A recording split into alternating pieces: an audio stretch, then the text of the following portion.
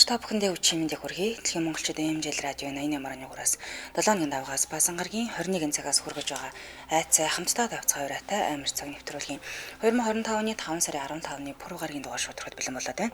Студиуд хөтлөгч Чанцаа Ами найруулагчаар ундрахнаар ажиллаж байна. За нэвтрүүлгийн хамтраалагчаар хүчрхэг дархлааг бий болгон циклопирон за мөн та Япон чанарыг найдвартай баталгаатай аль биесийн газраас нь аваарай.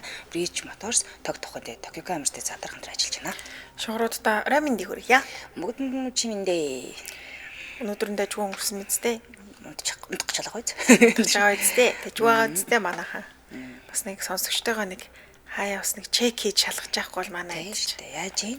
эм орчих гээд идэв шүү бас эм орох гээд. Гэтэ ер нь бол амар юм сонсдог хүмүүс эсрэгээр айгу цоглог байгаад идэх те. Тийм шүү дээ.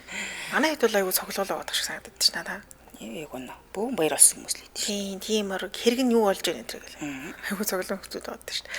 За өнөөдөр дөрөвт өдөр бит хоёр гэмтрийн тухай танилцуулдаг. За амигч маань ямар хэрэг ярихаар бэлтгэсэн байна. За бид өдөр Монгол тусан гэмт хэргийг хүргэдэг. Өнөөдөр би 1975 онд гарсан Монгол улсад гарсан 60 мянган төгрөгийн хулгай хэргийг ярьж өгöd. Бэлэн болж сууж байна. Манайх гэхдээ мөнгөний хулгайч гэдэг юм уу? Ер нь мөнгнөөс болж хүний амнасанд хүрсэн хэрэг зөндөө идэм шиг. Зөндөө шүү дээ.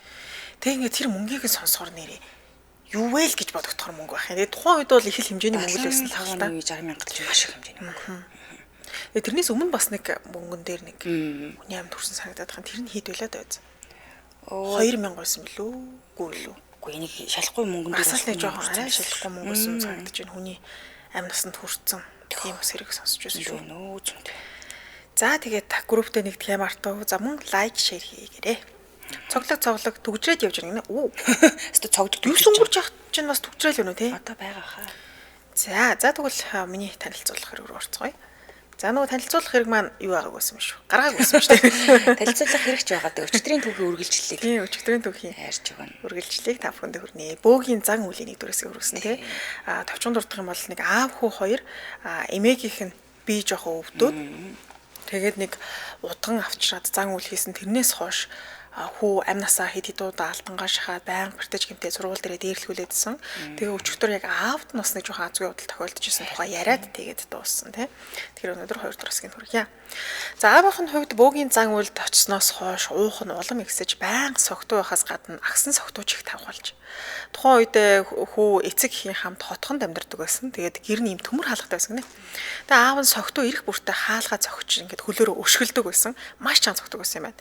Тэгээ орж ирснийхаа дараа унтлагын өрөөнд байх хүүхдүүд рүү хашгичин гар химээ загнах болж л тээ. Тэгээ ийм байдалд автагдсаар сүүлдээ ээж нь тэсгээ байж аав руу хашгичиж тэд муудалцуулсан гэнэ. Уг нь их л халуун дулаан уур амьсгалтай сайхан гэр бүл байсан ч нэг л мэтэд хэрүүл тасардгүй тийм хэцүү хайлуулж хуурсан юм байна. Тэгээ нэг шөнө хүү унтчихагаад үүрээр гэрийнх нь утсанд дуудлага гарсан гинэ. Тэгээ уг нь үүрээр дуудлага гэх бол журам жоохон ховор штэ тий. Тэгээд гайхаад нүдэ нэгээд харсан чинь ээж нь босоод утсаа авсан. Тэгээ ээж нь нилээн одоо айд сандарсан байдалтай айн хаана гинэ. За одоохон очлоо гэд утсаа тасалчиж. Тэгэл их л яарч сандарсан байдалтай гараад явчих. Тэгсэн аав нь усан борооно жолоо барьж гэртээ харах явж байгаад замдаа нөгөө халтаргаанд замын хажууд байдаг модыг мөргөөд хүнд гэмтэл аваад ингэ дэмлэгт хүргэсэн байж таарсан гэнэ л дээ. Тэгээ аавынх нь унж авсан машин устгалд орохоос бүр аргагүй болох хэмжээний нэлээд айхтар гэмтсэн. Дааз болж аав нь бол амьд гарч чадсан. Тэгтээ хөлөндөө хүнд гэмтэл аваад хагалгаанд орсон юм байна. Хагалгаа амжилттай болоод 1 сарын турш аав нэмжлэгээ хийлгээд эмнэлэгт хэвтсэн байдаг. Тэгээ эмээгэнд нь хийсэн зан үйлээс хойш аав нь ийм байдлаар хит удаа өвдөж гэмтсэн. Тэгээ удалгүй аавынх нь байдал дээд суг таягтай алхаж чадхаар болох үед гэр бүлэрээ будаж шинтэй айлгэн л дээ. Тэгээд хийд очихоор болцоосон юм байна. Нэлээд удаан хугацааны дараа сүм хийд орсон учраас хүү бол машинаас буумагц яагаад ч юм нэг тийм тайвшрал гэхүү тийм айгүй тийм эерэг мэдрэмж өөртөө төрсөн гинэ. Тэгээ өнгөрсөн хугацаанд аав нь байнга согтуу агсан согтуу тавиал тэгэд өөрийгөө гэмтэхээс гадна ээжтэй байнга муудалцчихсан учраас жаахан хөвгтөөсөн ч гэсэндээ тэр хэмжээгээр стресс ихтэй байсан юм байна.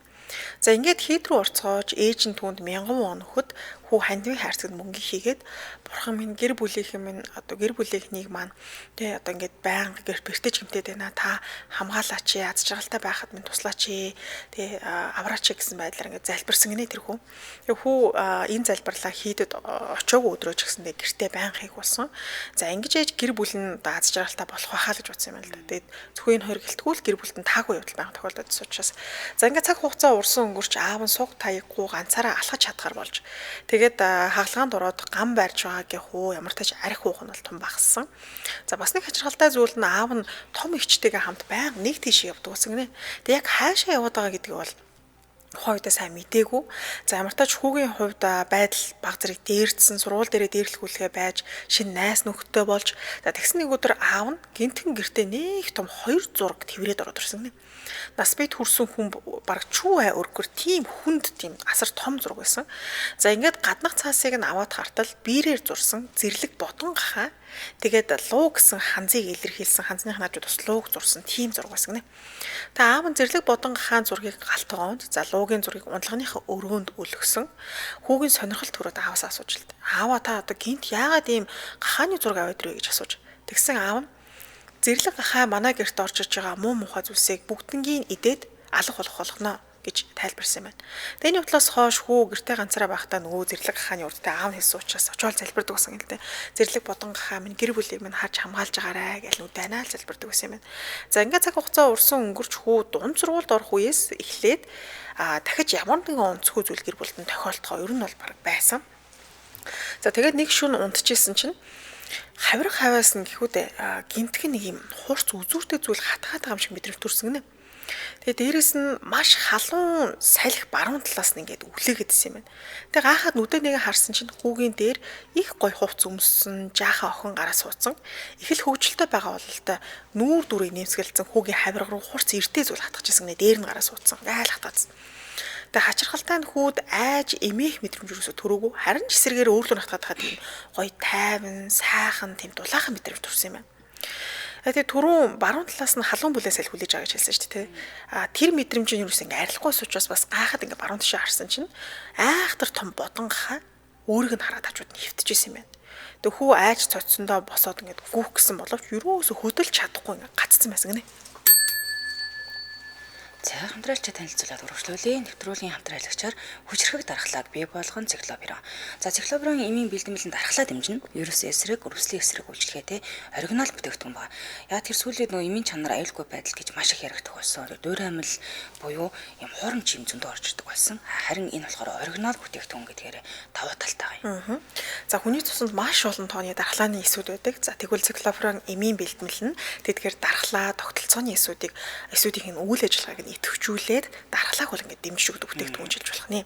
Одоо циклопирон эмийн бэлтгэлийг хэрэглэснээр хүний бие махбодын өөрийн байгалийнхын нэр дархлааны эсүүдийг идэвхжүүлж үйл ажиллагааг нь өдөөснөөр вирус болон нянгийн халдвараас урьдчилан сэргийлэх боломжтой байдаг гэсэн үг. Яг байна. За ханад томоо бол амьслын замын алдуурын эмчилгээнд хэрэглэх нь одоо нэг ханад хүрчээд төрөс салахгүй хатдаг шүү дээ. Сонио ханад. Тэгэхээр энийг бол эмчилж болох нэ зам уу херпес вирус буюу амны хомгоо эмчилгээнд бас эргүүлвэл зүгээр юм бэлээ. Херпес ч ер нь вирусын нэг төрөлтэй хүний дархлаа сулрах, ядрах үед бол маш их гарч ирээд байдаг. Тэгэхээр ихэнх вирусын эсрэг эмийн бэлтгэлийг уух цаавар нэг юм маш олон схемтэй байгаа гэдэг шүү дээ. Ханаас нь яаж уух юм, өдөрт амар олноор уужсныг энд байхгүй болж мэддэг. Тэгвэл мартаа санаад нөгөө эмээ уухгүй, санаа зовох юм асуудал гараад байдаг. Гэтэл циклопирон бэлтгэл эмийг болохоор өдөрт нэг л удаа уух юм. За хавар олж байгаа дархлаа чинь унаад байгаа хүмүүст бол улаан бурхан гэх юм одоо вирусын алдраас урьдчилан сэргийлэхээр өөрийн байгалийн дархлаагаа сайхан дэмжиж өгөөрэй. За бүх эмийн сангуудаар жургу болгогдно. Хэрэглэхийн өмнө эмч болон эмзүүчээс зөвлөгөө заавал авах ёстой шүү. Яг үнэ. Утасны дугаар нь 94 tik 5 tik 2 82 94 tik 5 tik 2 82. За сошиал аяг нь Полисан Монголиа гэдэг хараад ирэх нэ. Баярлалаа хамтран ажилласан хүчрхэг дархлааг бий болгон циклопирон хамтран ажиллаа. Баярлалаа. За ингээд түгөө өргөжлүүлье. За энэ үед өнөөх охин хүүгээс залхсан бол та хатхаа болоод за одоо болчлоо гэж хэлж. Тэгсэн гинтхэн тэр охин бас бодон гахаа хоёр гэрэл цацруулаад алга болоо сарнаад алгуулсан юм байна. Хачирхалтай энэ зүүдийг зүүдэлснээс хойш хүүг бүр багаас нь өвтгдөг байсан уушигны өрөсөл нь бүр юучгүй алга болоод итгэрцэн бүр эрүүл сарвал болсон юм байна. Тэгээ бас гар хөлөө гэмтэх явдалж байхгүй болж хүүч өнгөрсөн хугацаанд их залбирсны үр дүн маань гарч байгаа юм болоо даа гэж дотроо чимээг хүн баярлж байсан. Тэгсэн нэг усан бороотой шүн хүү эгчийн хамт том өрөөндөө зурагт үзэх сууж иж. Ээж нь хоёр дүүг нь аваад саав нь явчихсан. Гэтэл гадаа айхтар чанга аяг цахилгаан дуугарчлаа. Яг бүр ингээд чихний хажууд гэлтэй бүр маш ойрхон аяг цахилгаан цагсагнэ. Тэгсэн тэр чимээ аяг цахилгаан дуугарсан биш байсан буюу аав нь гэрийнх нь хаалгыг хөлөөрөө өшгөжчихсэн чимээ хэвсэгнэ. Тэгээ хүүч нилээ айж тэгээ хаалганы нөхөр харсан чинь аав нь нилээ согтцсон ингээ хоёр тишээ найгаад нэг чүү ай зогсож байгаа харагдсан юм байна. За ингээд хүү хаалгаа нээж өгч аав нь бороонд орчихсон байдалтай гэрлэгөө орж ирээд газар шууд өнхрөөд унтчих. Тэр үед ааваас нь архины үнэр бол нилээн айхтар их хүн юм үнэр хангалж байсан. Тэг хүү юу болоод байгааг ойлгоогүй да аав согтуул ирсэн юм байна даа л гэж бодож. Тэгээ аавыгаа үүдэнд одоо ямар унахаар тэг унтуулалтай биш тэг гэж бодоод эгчтэйгээ хамт унтлагын өрөө рүү оруулах гэсэн болоош нөө. Таст би төрцүүний хоёр жоох хүүхэд яаж дийлэх вэ? Дийлэхгүй байсан. Тэгээ за удахгүй ээж ирэх байлгүй гэж бодоод аавыгаа үүдэнд нь тэр унсан чигээр нь үлдээчих. Тэгээ буцаад том өрөөнд ороод эгчтэйгээ хамт зурагт үзээд байж итэл хаана ихтэйгээс тун хачин чимээ гарч ил та. Нөө юм Япон кинон дээр гардаг штэ. Гэнэ юм сонин чимээ яг тийм чимээл ингээл тасралтгүй дуулдаадсан гинэ. Тэг хүү гайхаад ихчээсээ ихчээ та энэ чимээг сонсож байна уу? Тэг сонин чимээ сонсдод штэ гэж асууж. Тэгсэн их чинь за бити хүн айлгаад л та юу ч л дуулахгүй штэ гэж жоох буцаарлан өгүүлсэн юм байна. Гэвч хүүд тэр чимээ бүр ингээ тасралтгүй маш чанга дуулдаадсан. Яг хаанаас дуулдаад байгаа юм болоо гэж харсан чинь нөгөө үүдний хэсгээс дуурж ирсэн гинэ. Тэг гайхаад очиод харсан чинь аав нь бүр ингээ яг боож өгч байгаа юм шиг айгүй хачин царай гаргацсан. Тэгснээ хоёр хөлөө дээш доош нь өргөөд ингээ буулгаадсэн юм байна. Тэг хүү аавыгаа сэрэг санаатай бодвол ингээл зүүдлээд байгаа л гэж бодсон юм байна. Аава та яач вэ ааваа гэд орилж. Тэгэд айхтар хашгирсан боловч аав нь юусоо тэр хариу үйлдэл гаргахгүй хөвцөн чигээрээ хоёр гараа ингээ дээшээгээ болгоод хоёр хөлөө яг ингээ нэг юм юг мэнэмдээ хөлөөрөө алхаж байгаа юм шиг байдлаар ингээ наашаа цаашаа савлаад хэсгэнэ. Тэгэд нэг өстөндөө хаалахаар яг ингээ гарах гээд байгаа юм шиг. Гэтэ хаалга бол хаалттай бас учраас аав нь хөлөөрөө тасралтгүй хаалгыг ингээ өшгчөөд тэр чимээ ч гэсэн нэлээд чанга дуулсан гэд. Тэгээ хүү эгчийн хамт ээж рүүгээ аав нэг л биш байна. Ээж та гэртээ хурдан ирээч гэсэн мессежийг явуулж. Тэгэд аавыгаа сэргээхгээ зөндөө дуудсан чи ямар ч нэмэр байсангүй. Цээжин би энэ их л зовж байгаа бололтой. Бүслийнээс одоо доошо хөлн болохоор ямар нэг юм дээр ингээ тийч гинээр алхаад ч байгаа юм. Яг тийм хийж байгаа үйлдэл нь бол нэг тийм тайлбарлаж байгаа хэцүү байдалтай байсан юм байна. Тэгээ сүүлдээ ааваасаа айгаад бүр ингээд уйлах гээд болтгоо. Ерөөс хийхгүй, яагаад байгаа нь мэддэхгүй, согтчоод ингээд байгаа юм уу? Зүүдлээд байгаа юм ч мэддэхгүй. Тэгсэн энэ мөчөд аав нь гинтхэн тэр нэг аавынх нь хөлний хэсгээс гутал нь гялалж шарагцсан гинэ. Тэгээд энэ үед аав нь гинтхэн ухаан ороод босоод ирсэн. Юу ч болоогүй босч ирсэн ээ. Хүүдээ хандаа. Алийг хүүтуусаа удирдах гэж хэлсэн.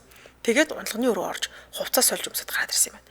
Тэгээд яг энэ үед нь зэрэгцээд ээж нь юу аав нь болохоо байсан гэхээр нөгөө саунаас өсмөсээж хатаагаагүй бүр амсгаадаад гүгээд ороод ирсэн юм байна гаднаас.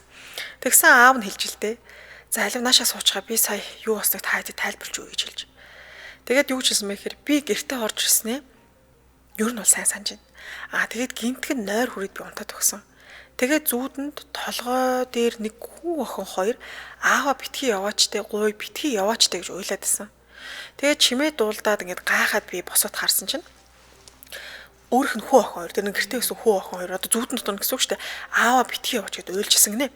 Тэгсэн яг энэ үед би хоёр тишээ хуваагдах байгаа юм шиг маш аимшигтай мэдрэмж ингээд төрсөн. Тэгээ гайхаа доошо хөл рүүгээ харсан чинь тийм хар гар гэхүү хар зүйл хөлийг нь доошо татчихсан юм байна. Тэгэхээр нэг ёсондоо дээрээс нь хүү охин хоёр нь аава бити явууч гэдээ уйлаад ингээд гарыг татаад байдаг. Доороос нь үл таних хар зүйл доошоо ингээд татаад байдаг. Тэгээ аавд нь би яг ингээд хоёр тишээ хуваагдж байгаа юм шиг ийм аимшигтай мэдрэмж төрөөд тэгсэн гинтэн гэрэл цацраад одоо бүх зүйл зүгээрээ гэх дуу сонсогдоод зүүднээсээ сэрчиж. Тэг хүү аавынхаа яриаг сонсоод өөрийнхөө зэрлэг бодон хавал нэг бяцхан охин зүйлснийг санаж илтээ. Тэр хоёр бас тэгсэн шүү дээ. Яг өөрийг нь зовоогоод байгаа болов гэсэн чинь үгүй. Эсрэгээр тэр охин хатгаадсан тэр уушгийг нэмчлээд тэгээд ингээд сарнаад гэрэлцээд алга болчих. Тэрнтэй төстэй аавынхын тэр хөлийг нь татаад байсан зүйл нь сүултээ гэрэлцэцруулаад ингээд за одоо бүх зүйл зүгээрээ гэж хэлээд алга болчихж байгаа гэсэн. Нэрөө жоохон хөвгтөөс учраас тэр үед аавда би бас нэг юм зүүдэлсэн гэж тухайн үед ярьж чадаагүй өнгөрцсөн юм байна. Тэгээд дараа нь бүр сүулдэж та нас би төрснийхээ дараа аавда би ааваа ингээд багтаа нэг иймэрхүү зүүдэлж исэн гэдээ ярьсан чи аав нь өвөг дээдс маань гэдгийг ч би мэдлэхгүй баахан хөөгөө туудсан билээ. Тэгсэн ч гэсэн биднийг харж хандах гээд нэгэн ч болтгой хажууд нь үлдчихтэй гэсэн ийм зүйл хэлсэн юм. Тэгээд ямар тач залуу бага бахта уг зүүдийг зүүдэлснээс хойш хэцүү үе тохиолдох болгонд зүүдэнд нь энэ бодон гахаа орж ирж зүүдлэгддэг болсон. Нэг өсөндөө тэр гахаа одоо өвөг дээдс нь байгаад гэр бүлийг нь хамгаалжсэн гэсэн үг. Тэгэхээр өвөг дээдс нь тэр охин бас гахаал болж тараад байна л да. Тэгээ аав болохоор тэр охиныг ингээ хөөгөө явуулсан. Нөгөөх нь болохоор бодонгохоор одоо хүртэл ингээ үр хүүхдийг хамгаалж байгаа. За бас аав нь том эгчтэйгээ хамт байнга нэг тийш явдаг гэсэн шүү дээ. Тэгсэн тэр нь өвөг дээдтэй залбирал үйлддэг тийм тустай газар байдаг гэх хүмүүс очдог. Тэр газар очиж байнга ингээд мөрөгдөг байсан. Тэ аавынх нь том ихч өөрөөснөө ааваас нь илүү их тийм юм мэдэрдэг байсан хүн. Тэгээ нөгөө дүүгийнхэн гэр бүлийнхэн ер нь нэгэлээ биш байна да. Бүгдээрээ ингээд үхэж үрэгдэх гээд байна гэдгийг анзаараад тэгээ хавд үүдтэйгээ хоёлоо очиод нэг тийш очиж ядч нэг өвгд эцтэй ч болтгоо те үр удмыг ингээд хамгаалаач гэж залбирья гэд ингээд дагуулж явдаг байсан юм байлээ. Харин тэр цэцэрлэгийн багшийг өмнөх би нэвтрүүлгээр хэлжсэн шүү дээ. Зүүдэнд цэцэрлэгийн багш нь энэ хүүгийн зүүдэнд орж ирснээ нуруундаа өөрч байгаа юм учир бүтээлэг байдлаар ингээд алгуулсан. Тэгээ хав сүүл бодох нэ тэр цэцэрлэгийн багш нь хүнтэй суугаад жирэмсэн болсон юм байна л да. Тэгээ харамсалтай нь хүүхдээ алдсан. Тэгэхээр нэг өсөндөө тэр зүүд нь холбогдохоор энэ заллуу бас ингээд ерөнхийдөө өхлийн ирмэг дээр байсан. Тэгээд тэр багш нь өөрийнхөө хүүхдийг алдснаар ингээд оронд нь золиод явуулчлаа гэж сүүлд нь өөрөө бол таамагсан. Тэрнээс яг тэр зүүдийг ямар учиртайсан гэдэг бол нэг сайн тайлж чадаагүй. Өөрийнх нь тайснаар бол ямар тач миний орон тэр багшийн маань тэр өөр хүүхдэл ингээд зөлөгт явцсан юм байна да гэдгийг ойлгосон гэж байна. Тэгэд аав нь гэртээ ирээд унтлагын өрөөнд орж ирэхэд хүүхд өдрөг хашгичаад байдаг гэсэн чинь тийм. Тэр нь бас унтлагын өрөөнд ороход нь аавынх нүдэнд ийм ямар нэгэн зүйл харагдаад байдаг гэсэн гинэ. Тэгэл юу гэдгийг мэдэхгүй болохоор айсандаа ингээ хөөж туугаад байдаг гэсэн. Тэгээ тэрийг сүүл бодох нэл нөгөө одоо хамгаалдаг тэр өвөг дээдсэн ч үгүй юм гэрийн бухч үгүй юм тийм л зүйл байсныг мэдэхгүй л хөөцсөн л юм шиг байна. Тэгээ яхаа тэгсэн ч гэсэндээ нэг нь бол үлдээд ингээ хамгаалж ирсэн. Харин тэр удхан яагаад тэр дахианы толгой молгоог мушгаад тэ юу болоодсэн бэ гэдэг энэ залуу түүхэн дээр бол айхтар тайлбарлаг бол дуусчихж илээ. Гэхдээ яг тэр судлаад үзэх юм бол дахианы толгойг мушгсан нь үхлийн ирмэг дээр байгаа хүний ингээд амийг жоохон багзрыг уртсгах үүднээс тэр золигт явуулдаг юм байна л да. Гэхдээ бүр ингээд урт наслах биш нүг хайлтал одоо амийг нь аварч байгаа. Тийм яг тийм байдлаар хийдэг. Гэхдээ одоо бол ерөөсөө бүх удаа нар ийм зүйл бол хийхээ болсон, ийм үйл хийхээ болсон нэлээ дээр үд хийдэг гэсэн юм лээ. Ямар тач тэр удган уг нь бол тэргээрт муу мухаа хөөх гэж очсон. Гэвч одоо нэг сайн сайхан зүйлийг авчаад муу мухаа хөөх гэж очсноо эсрэгээрээ чөтгөрүүдийг ингээд дуудаад тэгээ аав нь ч тэр хүүнч тэр гэр бүлээр ингээд буруудах шахсан л гэж дүгнж байгаа юм л да. Тэгээ сүүлдээ ямар нэгэн зүйл буруу байгааг гэр бүлээр ойлгоод тэр нөгөө хийд мэдэд очиод залбираал те нөгөө юм болоод игч мэгчтэйгээ тэр өвдөдсээ дахин шүтдэг тэр газарт очиод байсан нь ер нь манай гэр бүлийг жоохон буруудчлаа да гэдгийг ойлгоод тэгэл буцаад зөв замнал руу орсон л нэг юм төөх юм байна. Оо сонирхолтой. Тэгвэл удахнаас ахвалал өвлөө буруу гэж явцсан юм байна л да. Тийм байлээ. Яг нэг янз янз л хүмүүс байдаг шүү дээ. Одоо яг тийм сайн муу сайхан муу гэдэг шиг тийм учраас тэр хүн л жоохон хийх гэж байгаад алддаг ч юм уу те. Буруу зүрх хийсэн юм уу. Эсвэл тэр нөгөө эмээ уг нь тэр үедээ л одоо амьсгал хураах хэрэгтэй хүн байсан боловч бүр ингээл хүчээр аваад үлдчихэнгүүт дараа нэгхэн зорилгот явах хүмүүс гэхээр хүүгийн те аваад хүүгийнхэн гэр бүлийн орон марг явчих гадсан юм шиг л. Үйл хийснийхэн төлөөс л юм байна л да янз нь тий. Гэр бүлийнх нэг гишүүний одоо амийг их бага хэмжээгээр жоохон уртсгаад өчлөө штэ 8 насын тий аварчлаа. Одоо аврах жишээ юм да. Хэсэг хугацаанд амьд байлгацсан. Тэгвэл тэрний оронд юу өгөх ёстой юм бэ? Амийн биш юм аа гэхэд гимтэй гэдэг ингээд зовоогоод штэ тийм ээ. Золиос л гаргаад байгаа юм. Мундаг удамтай юм аа. Тэг удамтайгаас холбогдоод хамгаалж чадсан мэн гэдэг чи тий. Тэр зэрлэг гахаа хоёр бол Тэгээ энэ удам ч юм уу те одоо өвөг дээдсийн тухай ярихаар яг хүн дүрстэй биш байдлаар их гарч ирдэг юм байл шүү дээ зүүд нь. Яг бид нар ч удаад гэдэг шиг өвөг дээдсгээл дандаа яг хүнээр төсөөлдөг боловч тэрийг төлөөлүүлээд гэх юм уу да амьтнаар бас их үзэгддэг юм болов гэж ойлгосон шүү. Янз бүрийн л дүрстэй ирэх байх та. За баярлалаа сонирхолтой түүх байлаа. За өргөжлүүлэн Монгол усан юм тэргээ хүргээ тийм ээ. За 1975 онд яг шинэ жил болох гээд хүмүүс бүгд баяр хөөртэй одоо ингээл гэр орлонлууга бэлгэсэлтэй зөвлө явж исэн юм байна л да. За яг тэр үед нь болохоор цалингаа аваад дэлгүүр хошоогоор гүйлдэх хүүхд багчуудын чихэр боо авч өгөх баярын өмнөх ер нь бол бүр хүл хөдлөлт үнэхээр их болдог байсан юм байна. 1975 оны 12 сарын 26-ны өглөөний 9 цагт аймгийн худалдаа бэлтгэлийн трестийн дарга цэрэнд орж үгүй энэ манай ажилтны цалин тавих гэсэн 60,000 төгрөг каснаас алдагдсан байна гэсэн төвшөөртэй мэдээг аймгийн цагдсан сэргийлэхийн ангийн жижигчүрт нь өгсөн юм байна. Тэгэхээр энэ одоо маш олон хүмүүсийн цалин төрчих таалагдсан гэсэн. За энэ бол үнэхээр сэтгэл сэргийлэх мэдээ байсан. За ийм том хулгай тэр болгоо юусаа гардаггүй байсан учраас баасан дорж эрэг ахлагч төлөөлөгч Ахмад Самбуу мөрдөн байцаагч хошууч Дашним нарын хамт хэргийн газар яаралтай очсон ба. За тэгтэл нөгөө тэнд нь хэрэгт дурлцсан юу бас яасан гэл баахан хүмүүс шавчихсан ингэ байж байсан. Гэтэл касын нэрв өвгөн гараас харуулзуулан манаач эмигнийг аашилж цаатах нь хэгжүүрхэд ингээ хоорондоо маргалцсан байдалтай зогсож байсан байна. Ингээ касын өрөөний үүдний нууц цоожиг нь хөшөж онгоолгоод дотор нь байгаа уртаашаа 90 см, өндрөөшөө 80 см, өргөнөөрөө 60 см, төмөлсөн 1 см зузаан 5 см өргөн бүслүүртэй төмөр хайрцгийг нь эвдээд ингээд авчихсан байсан. За хоёр үзүүрийг нөхөр холбож чойжилдаг бололтой байсан байгаа.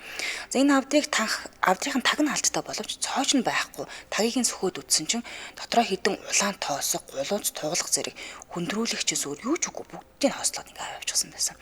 За ингээ холбогдох хүмүүстэй уулзаж байдлыг судалж үзвэл касын нэрв нь болохоор 12 сарын 25-ны орой банкнаас 12 сарын ажилчдынхаа цалинг тавих гээд 60 мянган төгрөг авчираад за нэгэнд орой болцсон юм чинь. Тэгээд ч 12 сарын 26-нд цалин тавих юм чинь гээд тэр мөнгийг авдрандаа хийж том Монгол цоожлоод тэгээд дээрэс нь манаач эмгэн байсан тухайд норжинд касынхаа өрөөг цоожиж лацтаад хүлээлгээд ингээ өгсөн юм байна.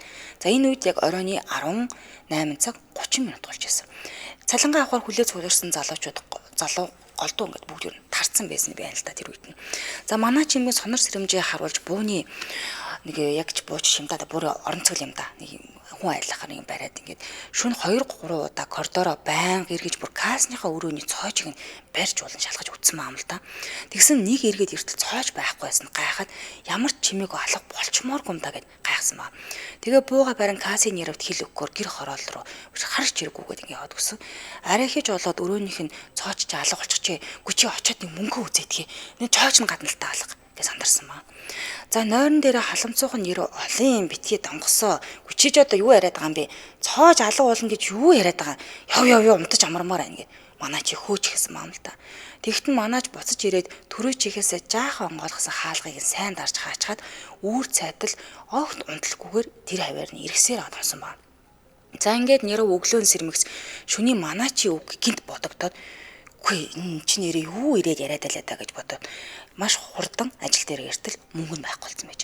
Ингээ манай чимгнээс баасан дээрч зарим зүйлийг асуухад шүн ямар ч дуу чимээ гараагүй сонор сэрэмжтэй хонсон. Манаач банкнаас хитний төрөний дэвсгэртүүдийг авсныг нэрваас мөнгө олгосон баримтаар нь шалгахад нэгтээс 100-ийн дэвсгэртүүдийн тоо ширхээр нь жагсаагаад олгосны дотор банкнаас шинээр гүйлгэнд гаргасан нэгт 5-тоодын сэрийн дугаарыг эхний эцсийн дугааруудыг тус тэмдэглээд авчихсан байсан. За ингээ хэргийн газрын үзлэг бичлэг явуулсан сурвалжлах судалгааны үндсэн дээр энэ хэргийг хэн үйлдсэн байж болох вэ гэдэг таамаглал эхлээд нь бол төвшүүлж эхэлж байгаа юм л да. За тэгээд энэ үедээ яг мухардчаад байсан учраас нохоо тавьтал шуудхан өрөөнөөс нь харин гараад цуглуулсан ажилчид дундуур сүлжэнгүүгээд хоёр ч хүн лөө очиж зогсноо.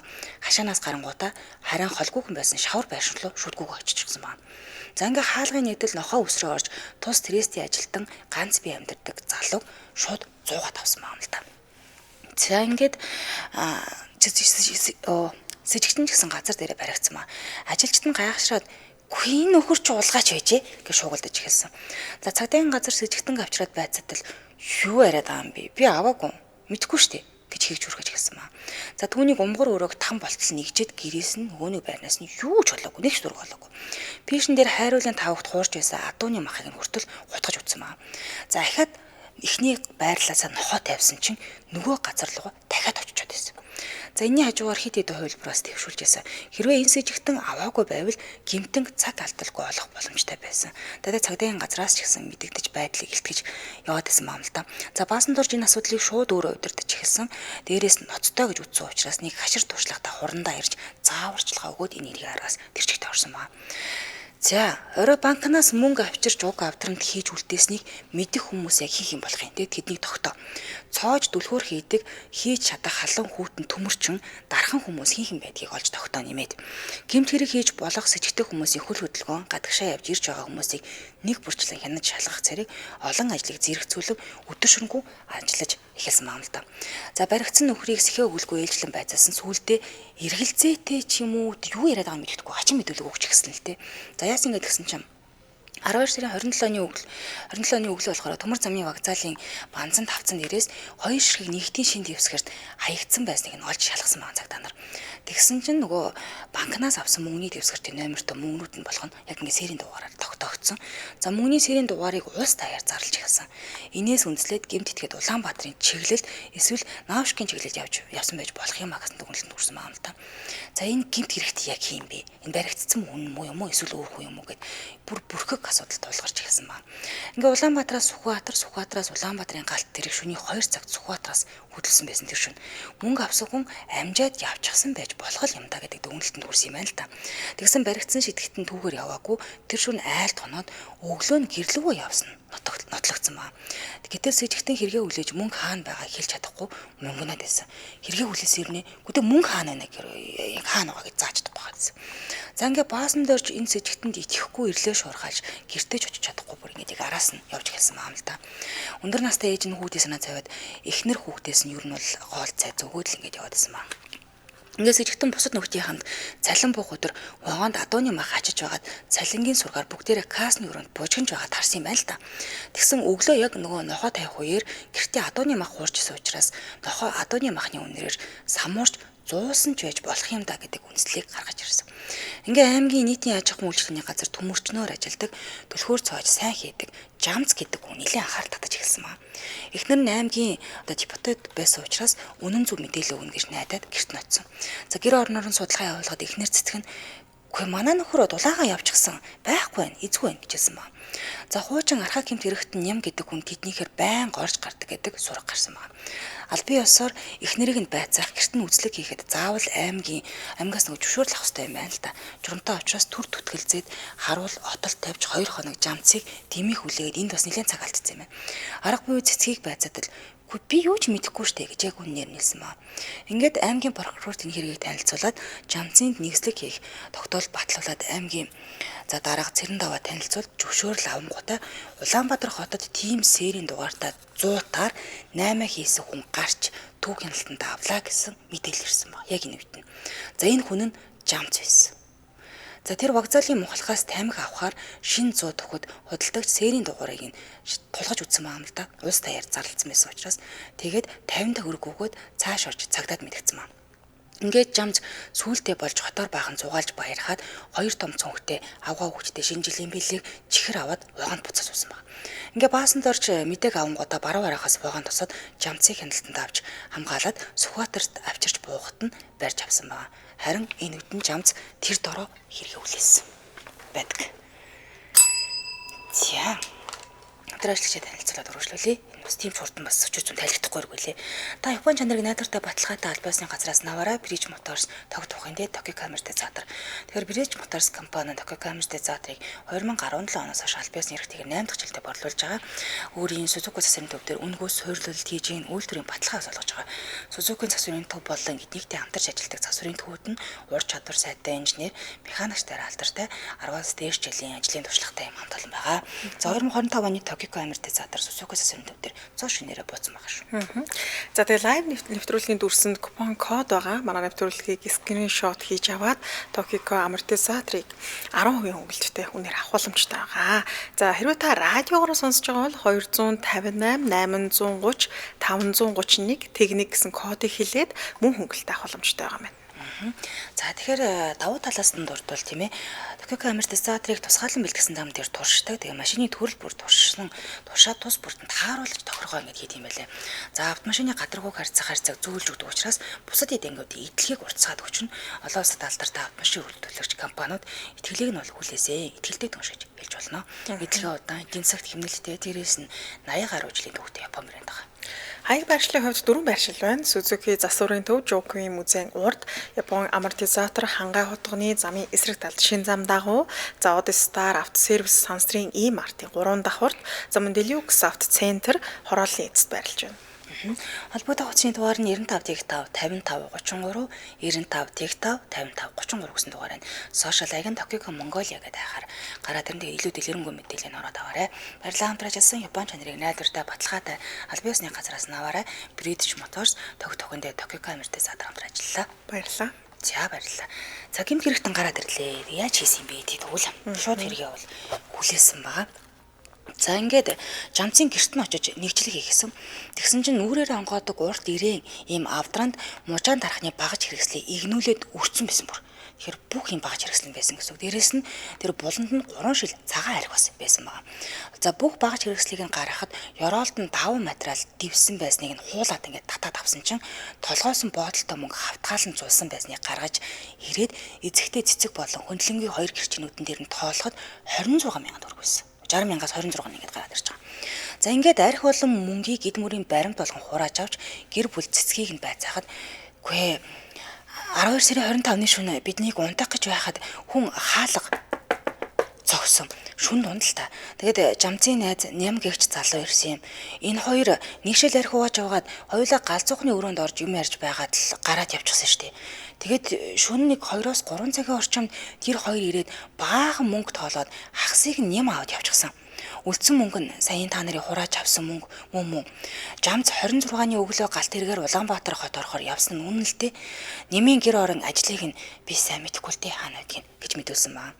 Харин жамц мэдүүлэхтэй болохоор би 25-ны өрөө гэртээ унтах гэж байтал миний найз ням манай Трест ажилчдынхаа цалин банкнаас авч ирээд кассанда хийсэн. Би яг харсан. Тэр мөнгийг авъя. Чи түлхүүрт хааруул хамт авахыг гэхэд би зөвшөөрч гисэн. Тэгээд сантехникийн газ аваад хамт явж утсан л доо. Манай чигэн би эмгэн болохоор бид хоёр хажуугаар гарч авсан. Юуроосо хаалганы хажуу зогсож байхад юм үзэхгүй юм блэ. Бид хоёр шууд очиод кассны өрөөний үүдийг нь хөшөөж онгойлгоод авдрын том монгол цоожийг газовоор өмгүүлж мөшгөхөд нөгөө цүнт нь орсон дээд дүр нь морийгаад л гараад ирчихсэн. Ингээд л бүх мөнгийг нь аваа явчихсан. Тэгээ бид хоёр манад ирж мөнгөө 30 мянгаар нь хувааж толгоолоод тэгээд ням 30-ыг нь би 30-ыг нь ингээ авсан гэж байгаа. Би маргааш өглөө нь 26-нд Улаанбаатар хот яваад өнөөдөр ирж байгаа нь л дээ. Эвцэн цоожийг би авч яваад төмөр зам дээр зогсож байсан ил сайр гачдаг задгаа боогооны твшин дээр шидчихсэн. Хаанхын твшиг нь мэдэхгүй л байл та гэж яг үнэн өгсөн маа. За ингээд 29-ны үрээр нэмийн гэр хашаа хяналтанд авч харж агаад нэмийг босоод бие засгаар жорлонд ороход нь шууд баривчсан баа. Тэр архаг гэмт хэрэгтэн байсан учраас ёогч тоос шинжгүй эргүүсэд бэрт юм. Би яасан гэдэг царайтай ингээ байсан баа. За гэрт нь харуул хамгаалт тавиад нэмийг авчирч байцаахад энэ хэргийг бүрэн хүлээж гэтээ тэр мөнгийг үрж амжаагүй. Байшингийнхаа дээр таазны дулаалганы нүүрсний өмсөнд ор буулж нууснаа хүлээгээд зааж өгсөн байна. За ингээд энэ мөнгийг бүрэн олж хурааж аваад тэр мөн өдрөө 56 мянган төгрөгийг одоо Трестэд хүлээлгэж өгөөд шинэ жилээс өмнө 12 сарын 30-нд ажилчдынхаа цалин тавьж байгууллага хамт олноороо баярлсан байдаг юм байна. Харин анхны сэжигтэн дахин байцаахад мөнгө авсан хаана хийсний мэдэхгүй байна гэж нэг бурдгаараа бургаал сууж ийсэн. Энд ч одоо мөнгөрөөс аваагүй шүү дээ. Тэгэхээр үгүй чи яагаад ингэ худлаа хэлээд байгаа юм бэ? Гэмт эрэхтэй олдцсон. Чи мөнгө аваагүй шүү дээ. Гэхдээ үгүй яран та нар надад шууд тулгаад нойр хоолгүй олон хоног байцаагаад харч арга яцсанда яшиг нь хэрэг нь хүлээчихэл гэж бодсон гэж хэлсэн баг. Ч тийм амар шууд хүлээх хэрэг биш шүү дээ. За ингээд хүнийг сулж гэрт нь унаагаар хүргээд ирэхэд нь галгүй юм ундас унд байсан байгаа юм л да. Тэгээ нөгөө хуурж байгаад орхичихсан байсан гайтай адууны хүлтийн муха гисгээгээд идээд үлдсэн юм байна. За ачигч наранчлахаараа сургаар нь арх барин шавж инээ тоглоом болоод тэд бол шинжилгээ хамт тэмдэглэсэн баа. Ингээд мөрдөгч баасан дээрч Трестийн манаач авааг байцаагаад та буудаж чаддг юм уу гэхтэн. Үгүй би юусо буудаж чадахгүй гэхтэн. Үгүй таны над бариад явж байгаа буучин сумтай юм уу гэхтэн. Би яаж мэдэх вэ? Шүн барайл явж гэсэн. Үгүй сум хаана яаж идгийг мэдгүй гэжсэн. Мэдгүй одоо бодвол дотор л байгаа үстэй гэж хэлсэн маа. За тэгвэл ядаж гох нь хаана байгаа юм бэ гэхтэн. Үгүй ямар хачин юм яриад байна чи. Надад нэг ч хүн зааж өгөөгүй гэд өөрөө бүр гайхаад байсан маа. Тэр одоо гох мухаж тарж мэдгүй гэсэн. За тэгсэн чин тэр бууны орон цэнэлг хий та тий замггүй байсан юм байна ерөөсөө. За замгийг наач ахын нэрв нь хайчихна гэд хураагаад авчихсан гинэ. Тэгтэн за та уцаар ярьж чадахгүй гэж сууд. Үгүй би нэг ч удаа түүгээр чи ярьж үзээ хүлтэй хүүхэ гэж хариулсан ба. Тэгвэл та ядаж цагдаа руу яаж дуудлага өгөхийг мэдхүү гэхэд яаж мэдэх вэ? Сэргийлэгч чи өөртөө л хүрээд ирдэг штэ мэдсэн юм шиг гэж хариулсан ба. За та касси өрөөний цоо шалгаж авахдаа хулгайч нар таны хажуугаар ингээд зөрөөд явж хахад харалгүй л өнгөрөөд явчихсан юм байна штэ. Гэхдээ юу ярин дээ хүмүүс. Миний хараа сайн. Би харалгүй яах вэ? Миний нүд сайн штэ. Би харсан гэсэн байна. Тэгээ хулгайчийг бариад авахгүй та тэгээ яагаад зөрүүлээд ингээд өнгөрүүлсэн гэдэгт нь харин хин хулгайч гэж мэдхий. Нэг хоёр даарч бэвисийн сүйдээсэн юм зогсчл байсан гэж залсан байна. За ингээ хотын захиргаанаас ажилгүй ганц авгааг шахаж шаардаж байж манайчи ажил өгч амьдралыг нь тэтгэсэн л энэ манайч таарч ч л те. Ингээ жамц нэм хоёр тэр шүн жижиг булгаа яадаг өнөр гэдэг нөхрөнд очсон юм байна. Нөгөөх нь шаалсагтуу унтж байгаагаар нь хөөе сэрээ босоо явъя явж хулгая гэсэн байгаа. Цаан чин овоо их хэмжээний мөнгө байна гэж хэлсэн. Тэгтэн нөгөөх нь юу энэ хоёртой хулгая шаас огт байсан учраас сая авцсан юм байна. Ингээд өглөө нь босоо шараа тайлах гэж явж байтал Кристийн 60,000 төгрөг алдагдсан гэдгийг сонсоод шөнийн зүүчиг юм арайхаа сэргээ санаад нэмэнд очиж хөөе чи цаан чин 60,000 төгрөг таашчихсан ямар азтай навсан болоо гихтэн яг хөө бид хоёр авчихсан хүн дэлж болохгүй шүү шараа тайл гээд 25 төгрөг өгсөн баг. За арайж та хоёр шиг жуултраа банд авахгүй биз хотоос их гарын амьтад ирээд авчихлаа да гэж үгүйсээр нөгөөд нь ерөөсөө итгэхгүй гараа авсан юм. Ингээ шүүх хурал дээр өнөр хам хэрэгтнэр татагдаж 3 жилийн хорих авсан буюу 25 төгрөгөөр нарийнхаа ууцсан.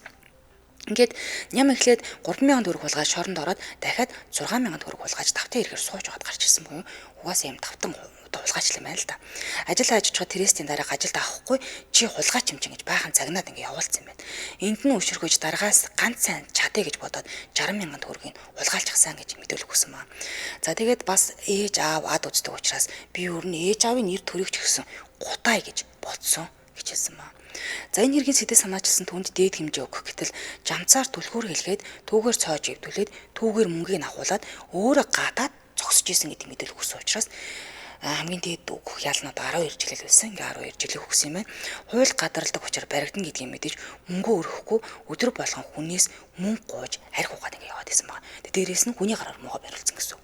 За энэ хэрэг дээр тус ангийн бүх бүрэлдэхүүн түүний дотор эрүүгийн ахлах төлөөлөгч Ахмад Самбуу, төлөөлөгч Тогтох, Мөрдөн байцаагч Даршним, Жолооч Алтан Зулнаар он сэтгэвтэй отод зүтгэлтэй ажиллаж энэ хэргийг илрүүлсэн байдаг байна. Хэрэгээ шууд хүлээдэг нь бас тийм. Яг гэдэг нь сэрийн дугаараар таарчлаа л та. Бултаа гараагүй болчлаа. Мөнгө тэгтээ угаасаа бас тийм байдаг шүү дээ. Тийм шүү дээ. Тэгээ тэр худалдагч нараас агтраагааз тэр мөнгө хөнгөт нь сэрийн дугаар ингээс шалгаад ингээ үтцсэн л байна. Тэр чинь 60,000 төгрөг чинь маш их хэмжээний сэрийн дугаараар шүү бүгд шалгаад ингээ харсан юм гэхээр. Өө манипул ингээл тоохгүй л авчихсан шүү дээ. Өө мөнгө байгээл агтрлээсэн юм шүү. За баярлалаа түргээ нэвтрүүлгийн өндөрлөө студид хөтлөгч Чанцаа Амийн найруулагчаар ундрахнаар ажиллалаа. Нэвтрүүлгийн хамтран ажиллагчаар хүчрхэг даргалааг бий болгон циклоперон за мөн та Япон чанарыг найдвартай баталгаатай аль биесны газраас наваараа Bridge Motors тогтохын дээд Токико амжилттай заатар хамтран ажиллалаа. Урагшлуулан томчуудын шууд нэвтрүүлгийн улаан сонсорой. Түр баяртай. Баярлалаа. баярлаа.